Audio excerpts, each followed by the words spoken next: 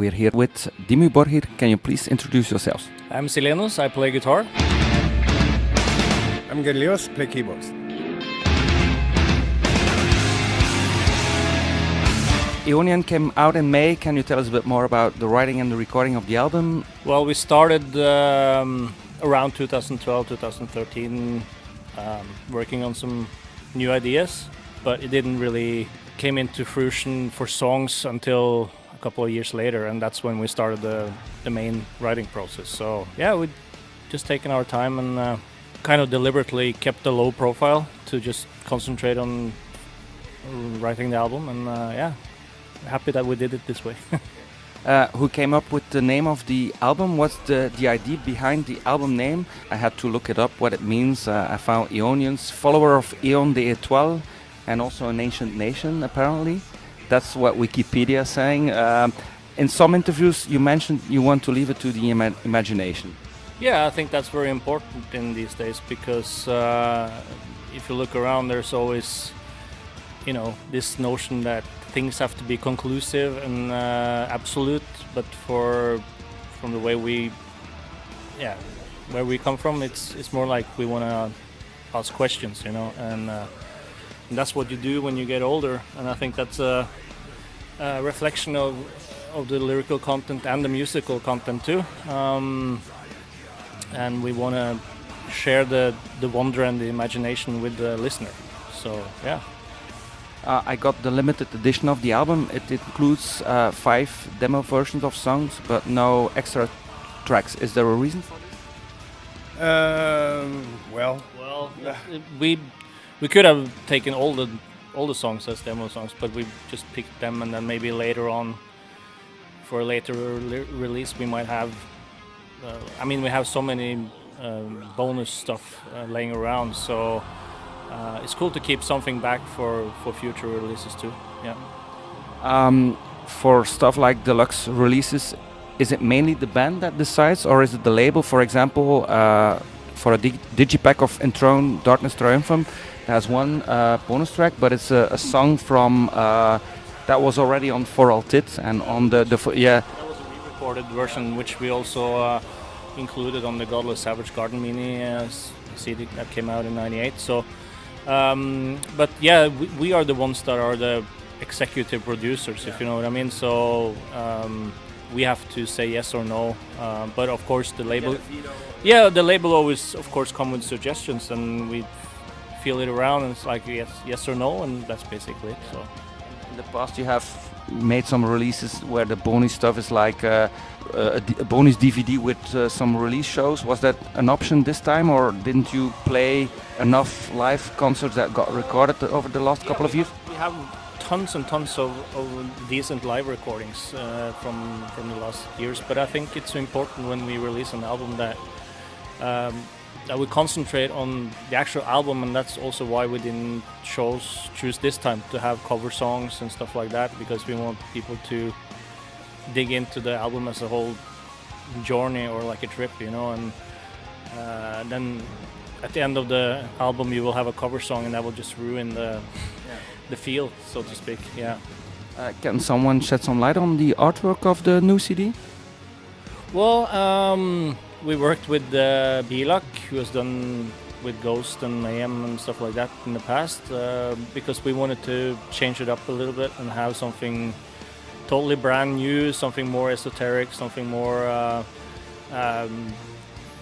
you know, yeah, to keep the people wondering what the hell is this about, you know, and basically have people starting questioning things, you know. Yeah. So we're really happy about how the cover turned out, you know.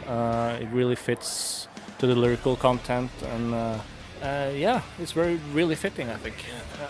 There's an 8-year gap between Abrahadabra and Eonian. There were not that many live gigs. Do you all have regular jobs between being in DIMMU BORGIR? We do some stuff on the side, you know, because when you're... Some side project, you were in Nocturnal Breed in the 80s. Yeah, so I mean, that's something you do just to, because we still have the bills, you know, and if you don't have an income, then, you know, you still have to pay bills. So, but for the most part, the music and the band, or the bands, are our main focus. Same for me. Yeah, well, I think it's really healthy that people can go out and do different. I even done some pop things and jazz things in between. And I think it's really good to just be. I mean, good music is good music. You don't have to only do metal. So I think it's really healthy to go out and do other stuff. But of course, this lifestyle doesn't fit their regular job. Would you agree that most metalheads tend to be a bit conservative and tend to only listen to metal and not like other genres of music? I think it's two groups.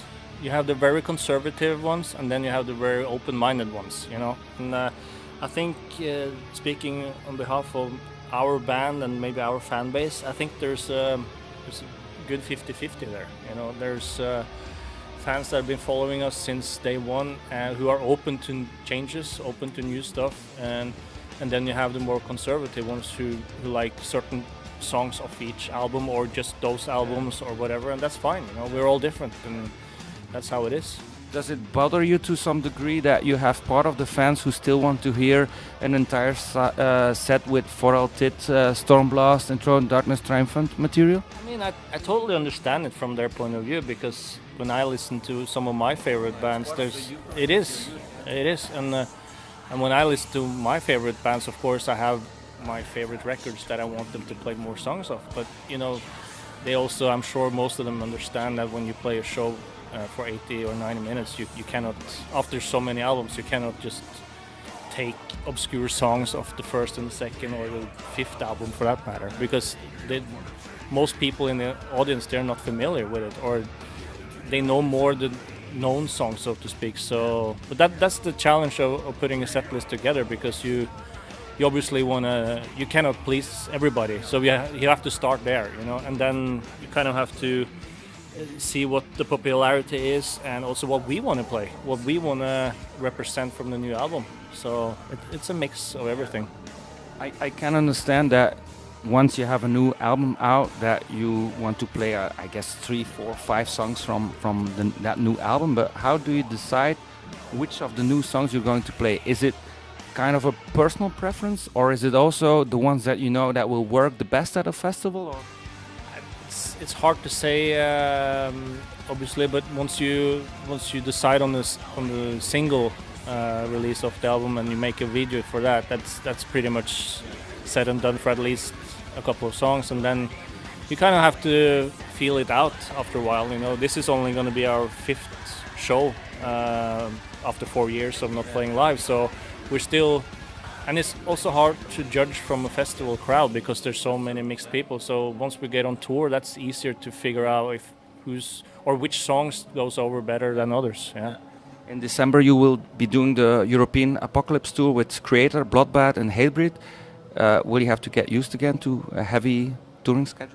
Well, we can do it. I think it's in the blood somewhere. We just have to get into the zone again. So, but it will come now. Yeah. No, I think it's going to be a really good tour, and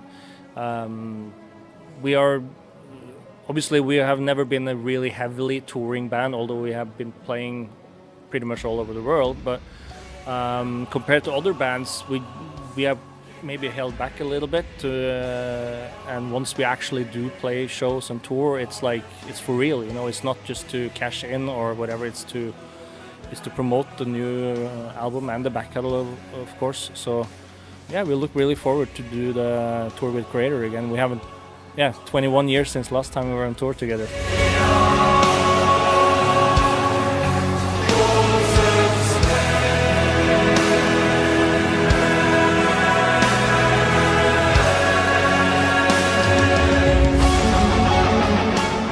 2018 marks the 25th anniversary of DIMMU BORGIR. Of course, you have the new album out. Is there something else planned? Are you doing a special show somewhere in Norway, or a compilation? Or I think it's special enough in itself that we actually have 25 years and we have a new album out, which is kind of like a celebration of that as well. Yeah, nothing really special particular is planned at the moment, but we're going to put a lot of stuff into the stage show, so that's going to be special in itself, I think. Yeah.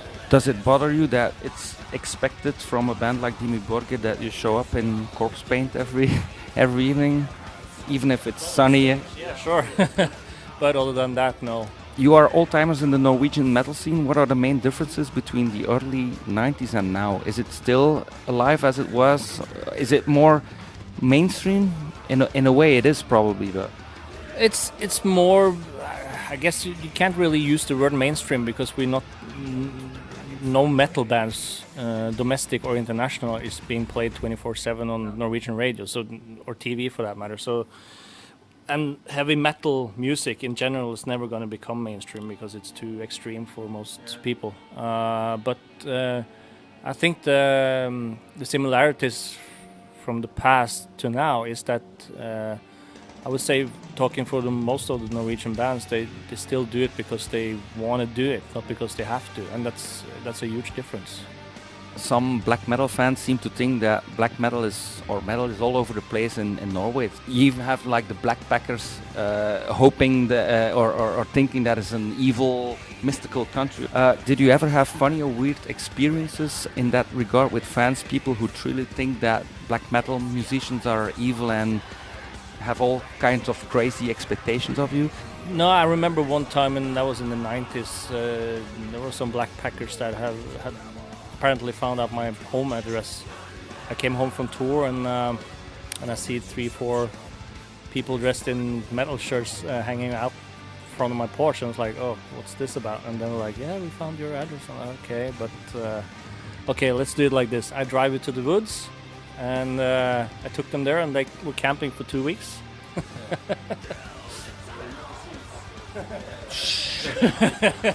In a way, it's intriguing. I went to Bergen in June, and I went also to see the Fantoftstaves Church. And if you see the number of metal stickers that are all on the parking lot and stuff like that, it's quite amazing. When you have like a festival like Alcatraz, how do you decide on a set list? I checked some of the last set lists. 3 songs from Eonian. When you have like 10 songs, like probably like this evening, you will probably play 10 songs, I guess. Okay, yeah. 3 from Eonian, 2 from Abrahadabra, 2 from Insorte Diablo, 1 song each from Dead Cult Armageddon, Enthroned Darkness, and Puritanical. Can you imagine playing live some Stormblast or For All Tit one day, or been there, done that? We have to. It's only like 4-5 years ago we did songs of both the first and the second album. So, but that's, as I said earlier, that's most people really are not too familiar with those albums. Maybe Stormblast, the re-recording is more familiar with the fans, but yeah, it's really hard and challenging to put a set list together because obviously you could play for hours, but. Besides doing promo and getting ready for a concert, do you have the time to watch some of the bands today? Yeah. Oh yeah, of course. Yeah, we try to see like old favorite bands from when we grew up, and that's the cool thing with the festival. It's so many different things, and you're like, oh, are they back? So like, bands I haven't seen in like 15-20 years are out touring, so it's really cool. And you meet them backstage, and they may have the crew that you worked with yourself like 10 years ago. So both crews and bands are really cool with festivals that you meet up again. Something to look forward to in particular? I haven't really checked. But they play after us, I think.